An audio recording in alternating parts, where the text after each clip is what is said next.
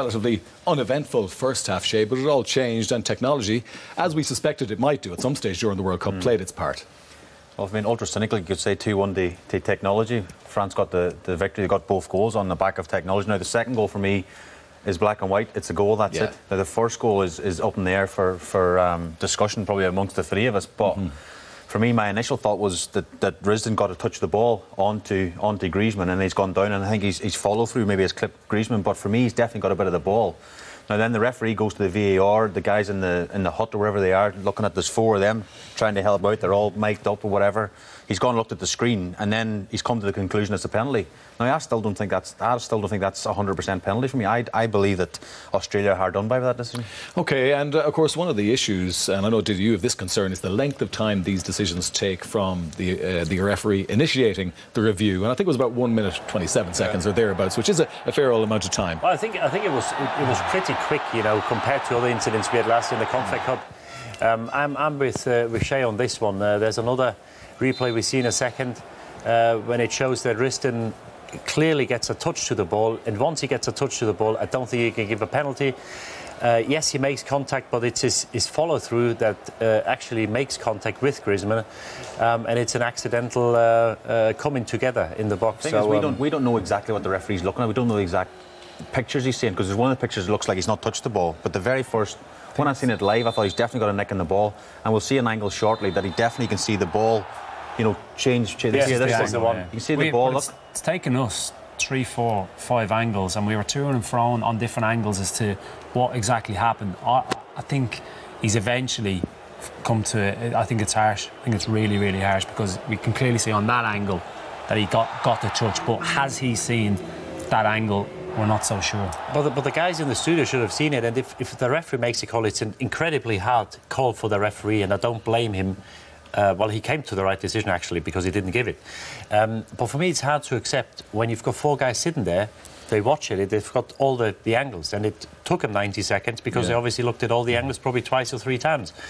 Then they don't make the call, which tells me that they are not sure, because if they thought it's a penalty, a clear penalty, they would have said to the ref, give the penalty. So he's having a look himself, and then you don't know, or we don't know what they showed the referee, because you need to see the angle from behind the goal where it's clear that he gets a touch. Once he gets a touch, I don't think you can give it. And in the VAR rules, I think it's only about 60 odd pages. Yeah, we've just been piecing through them during that. And it says grave mistakes or clear errors. Yeah. Now, is that a clear error? Even if he doesn't get a touch, because the contact afterwards, if you can see that replay again from behind the goal, it's an accidental coming together. You know, he went for the ball and it doesn't make contact, and then the contact, when he does make, it's accidental. So, you know, for me, it's not a clear error. And I think, I agree with the lads, I think Australia is very hard done by. Yeah, the one thing I will say, the referee went to the pitch-side position where he can review the incident, and it's lined up for him by the people at the VAR position in Moscow. And he seemed pretty decisive when he came back on. The decision to award the penalty, he made it fairly quickly, Shane. You can even see Risden, he's pointing towards the ball. And I think, you know, as a defender, you're sliding in. You know yourself, you can feel the ball into your toe. And we've seen the ball move direction. Now it's, I don't know how many, 30, 40 seconds after the referee's gone. The other thing, when the picture went on to him here, I felt he looked very calm. Yeah. He felt, that's okay, they're going to come to the right conclusion. He's got a touch. Where he might look a little bit more worried if he knows he hasn't got it. He might be chatting to his teammates. This is what the referee is looking at. So, from those ones, I'm not quite sure how he gives it. I'm really not, because it's the next one that we've seen, which was the conclusive one that Diddy's already mentioned, behind the goal. This one here, clear touch, deviates of the ball. And there's still no contact here, and the contact is now. And then, you know, if we've just seen the replays, if he didn't see that replay, because that's the most telling one, and it's clear that he does get a faint touch to the ball. You know, did they show him that replay? We don't know, because we only saw the replay after the penalty has been given. And it's a massive decision as well, Peter, in this grand scheme. The first goal of the game. It's huge. It changes the whole complex of the game. And as I say, you have to feel for Australia. I feel they're really hard done by there. Yeah, but I mean, France will take it. They'll say there was contact in the box. Their player was fouled when he was bearing down on goal. And as far as they're concerned, I'm sure they'll try and make an argument for it being a very legitimate decision.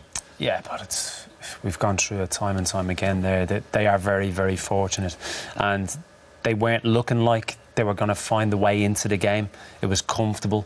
I expected France to really improve in the second half in the tempo in which they played. That didn't happen. They were very, very fortunate to find themselves in front. But Australia, credit to them again, reacted very well in getting back into the game.